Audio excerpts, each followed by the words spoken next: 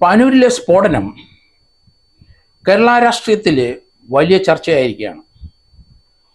അവിടെ പണിതീരാത്ത ഒരു വീടിൻ്റെ മനോഹരൻ എന്ന ലോട്ടറി തൊഴിലാളിയുടെ വീടിൻ്റെ മുകളിൽ രാത്രി 1 മണിക്കിരുന്ന് സ്ഫോടക വസ്തുക്കൾ അവർ സൃഷ്ടിച്ചു. 3 പേര്. ആ 3 പേരും അവർ CPM-ൻ്റെ പ്രവർത്തകർ തന്നെയാണ്. കാലാകാലങ്ങളായി വർഷങ്ങളായി CPM-ൻ്റെ പ്രവർത്തകരായി നിൽക്കുന്ന 3 പേരിൽ ഷെറിനെ ഓൺ ദ സ്പോട്ടിൽ കൊല്ലപ്പെട്ടു. അവർ വീടിൻ്റെ മുകളിൽ ഇരുന്ന് ടെറസിലിരുന്ന് അവർ ബോംബുണ്ടാക്കി.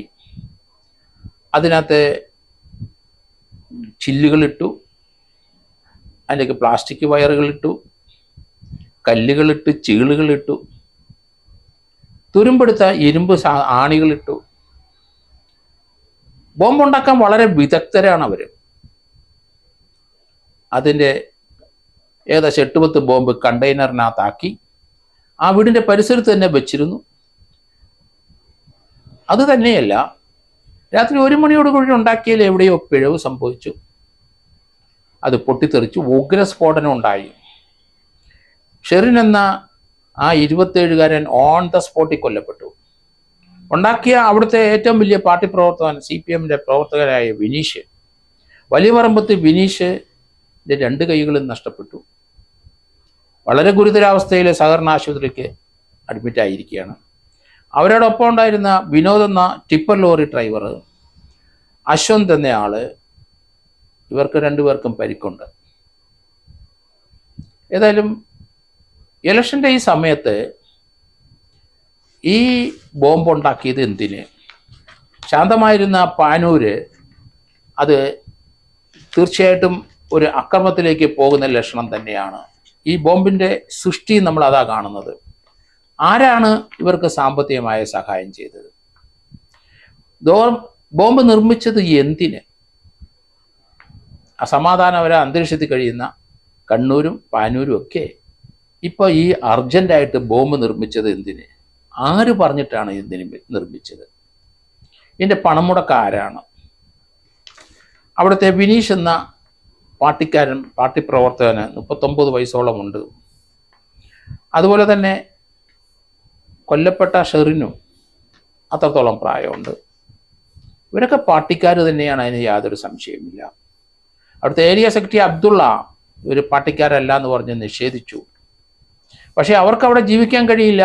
അവരെല്ലാം അപകടം നടന്ന സ്ഥലത്ത് വന്നു, കൊല്ലപ്പെട്ട ഷെറിൻ്റെ വീട്ടിൽ സന്ദർശിച്ചു. അത് ഒരാൾ കൊല്ലപ്പെട്ടുകൊണ്ട് വന്നതാണ് എന്നൊക്കെ ന്യായീകരണങ്ങൾ പലതും പറഞ്ഞു പോയി. പാർട്ടി അത് നിഷേധിച്ചു. ഈ നഗ്ന സത്യം ആർക്കും നിഷേധിക്കാൻ കഴിയില്ല. പാർട്ടി ആക്റ്റീവ് വർക്കേഴ്സാണ് ഇതുണ്ടാക്കിയത്. പോലീസ് അവരോട് ചോദ്യം ചെയ്തിട്ട് എന്തിനുണ്ടാക്കി പോലീസ് ചോദിക്കേണ്ടതാണ്. അത് പോലീസിൻ്റെ ഉത്തരവാദിത്വം, കടമയാണ്, നിയമപരമായ ബാധ്യതയാണ്. കാരണം വർഷക്കണക്കിന് നമ്മൾ 2014 മുതൽ 100 കണക്കിന് ആൾക്കാരെ കൊന്ന സ്ഥലങ്ങളാണ് കണ്ണൂർ ജില്ലയും. എല്ലാ രാഷ്ട്രീയ പാർട്ടികളെയും ആൾക്കാർ കൊല്ലപ്പെട്ടോടെ BJP-യുടെയും കോൺഗ്രസിൻ്റെയും ഇന്ത്യൻ യൂണിയൻ മുസ്ലിം ലീഗിൻ്റെയും CPM-ൻ്റെ ആൾക്കാരെല്ലാം കൊല്ലപ്പെട്ടു. ധാരാളം ബോംബ് സ്ഫോടനം ഉണ്ടായി. അതുണ്ടാക്കി കൊടുക്കുന്ന എക്സ്പെർട്ടുകളാണ് ഇപ്പോൾ ഒരാൾ കൊല്ലപ്പെട്ടത്. അതിലുള്ള ഒരാൾ ഗുരുതരാവസ്ഥയിൽ വിനീഷ് ഹോസ്പിറ്റലിൽ കിടക്കുകയാണ്. ഇവർ 4 പേരെ ഇപ്പം പോലീസ് തിരിച്ചറിഞ്ഞു. എന്നാൽ അമൽ ബാബു എന്ന് പറഞ്ഞ ഒരാളെ ഇപ്പം പോലീസ്, മിഥുൻ ലാൽ എന്നൊരാളെയും അറസ്റ്റ് ചെയ്ത് കഴിഞ്ഞു. അമൽ ലാൽ ഈ സ്ഫോടന സമയത്ത് ആ സ്പോട്ടിലുണ്ടായിരുന്ന ആളാണെന്ന് പോലീസ് കണ്ടെത്തിയിട്ടുണ്ട്. DYFIയുടെ ഭാരവാഹി അല്ലെങ്കിൽ SFIയുടെ ഭാരവാഹി ചിലർ തങ്ങളുടെ പ്രവർത്തകരും ചില ഭാരവാഹിത്വമുള്ളവരും അതിനകത്ത് ഉൾപ്പെട്ടിട്ടുണ്ട് എന്ന് പറഞ്ഞു കഴിഞ്ഞു. വിനീഷിൻ്റെ വീടിൻ്റെ സമീപത്താണ് ഈ ലോട്ടറി തൊഴിലാളിയുടെ വീട്, പണി പൂർത്തിയാകാത്ത വീട്. ലൈഫ് മിഷൻ്റെ ഫണ്ടുപയോഗിച്ചിട്ട് പണിയുന്നതാണ്. ആ മനോഹരൻ എന്നയാളുടെ വീടാണ് അവിടെ പണിയുന്നത്. ആ മനോഹരൻ്റെ ഭാര്യ മീനെ ഇപ്പം പോലീസ് സ്റ്റേഷനിൽ ഒരു കേസ് കൊടുത്തിട്ടുണ്ട്. തൻ്റെ വീട് അലങ്കോലമാക്കി എന്നാണ് അവർ കൊടുത്തിരിക്കുന്ന പരാതി. അവരും പാർട്ടിക്കാർ തന്നെ. പക്ഷേ അവർക്ക് നിവൃത്തിയില്ല. ബോംബുണ്ടാക്കാൻ വസതി കൊടുത്തിട്ടുണ്ടെങ്കിൽ, അല്ലെ ബോംബ് ഉണ്ടാക്കിക്കൊണ്ടിരിക്കുന്നെങ്കിൽ അത് പോലീസിനെ അറിയിക്കാൻ അവർ ബാധ്യസ്ഥരായ. അപ്പോൾ ആ വീടിൻ്റെ ടെറസും കൊടുത്തിരിക്കുന്നത് തീർച്ചയായിട്ടും അവർ പ്രതികളാവും. മനോഹരനും ഭാര്യയും പ്രതികളാവും. കാരണം അവരുടെ അറിവില്ലാതെ കുറേ ദിവസങ്ങളായി അവിടെ ഈ ബോംബുണ്ടാക്കൽ നടക്കുകയാണ്. ഇന്റലിജൻസ് റിപ്പോർട്ട് ഉണ്ടായിരുന്നു ഒരു 4 മാസം മുമ്പ്. ഉഗ്രശേഷിയുള്ള ബോംബ് ഉണ്ടാക്കുന്നുണ്ട്, അതിനുള്ള ആൾക്കാർ തയ്യാറാകുന്നുണ്ട്. കഴിഞ്ഞ മാസം വീണ്ടും ഇൻ്റലിജൻസ് ആ റിപ്പോർട്ട് കൊടുത്തിരുന്നു. പക്ഷേ പോലീസ് മൈൻഡ് ചെയ്തില്ല. ലോക്കൽ പോലീസിൽ പരാജയം തന്നെയാണത്. അങ്ങനെ ഇൻ്റലിജൻസ് റിപ്പോർട്ട് ഉണ്ടായിരുന്നെങ്കിൽ അവിടെ റെയ്ഡ് ചെയ്ത് ഈ എക്സ്പ്ലോസീവ് സബ്സ്റ്റൻസ് മുഴുവൻ കൈക്കലാക്കണമായിരുന്നു. എങ്കിൽ ഇപ്പോൾ പൊട്ടിത്തെറി ഉണ്ടാവില്ല, ഒരു ജീവൻ നഷ്ടപ്പെടില്ല, മറ്റൊരു ജീവൻ ഗുരുതരാവസ്ഥയിലാകില്ല, 2 പേർക്ക് പരിക്കുണ്ടാവില്ല. കേരള രാഷ്ട്രീയത്തിൽ വലിയ ചലനം ഉണ്ടാക്കിയിരിക്കുന്നു. ഇത് ആർക്ക് വേണ്ടിയിട്ടാണ് ഇത് ഉണ്ടാക്കിയത്? ആരെ കൊല്ലാനാണ് ഇതുണ്ടാക്കിയത്?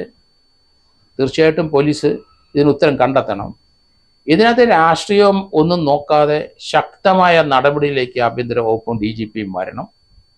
ഏത് പാർട്ടിക്കാരെ ആരായാലും ശരി, അവരവർ തന്നെ വെച്ച കെണിയിൽ അവരവർ തന്നെ വീണു.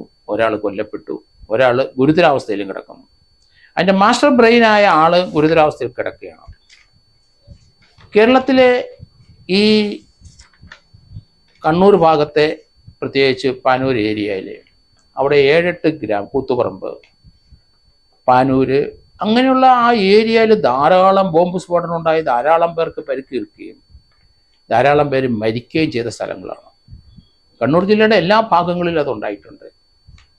അത് ഒരു ശാന്തതയിലേക്ക് കൊണ്ടുവരാൻ പോലീസും നാട്ടുകാരും രാഷ്ട്രീയക്കാരും വളരെയധികം പ്രയത്നിച്ച ശേഷമാണ് ഇപ്പോൾ ഒന്ന് ശാന്തമായിരിക്കുന്നത്.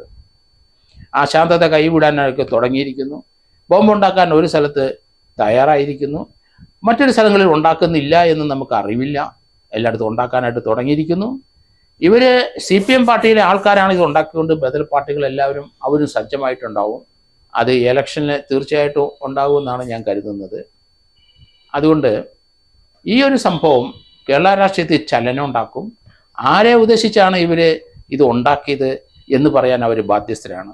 അത് പോലീസ് രാഷ്ട്രീയം കളിക്കരുത്. അതിൻ്റെ അകത്ത് കൃത്യമായി അവർ ചോദിക്കണം, ഏത് പാർട്ടിക്കാരായിക്കോട്ടെ, നമുക്ക് ജീവൻ ഇനി നഷ്ടപ്പെടരുത്, കുടുംബങ്ങളിലെ പലർക്കും പരിക്കേൽക്കരുത്, പല കുടുംബങ്ങളും പല വസ്തുക്കളും നശിച്ചിട്ടുണ്ട്, അതിലേക്കൊന്നും പോകരുത്. അതുകൊണ്ട് പോലീസ് ദയവ് ചെയ്ത് ഇതിൻ്റെ പിന്നിൽ പ്രവർത്തിച്ചവർ, ഇതിൻ്റെ ബ്രെയിൻ ആരാണ് എന്ന് കണ്ടെത്തുക തന്നെ വേണമെന്നാണ് എൻ്റെ അഭ്യർത്ഥന.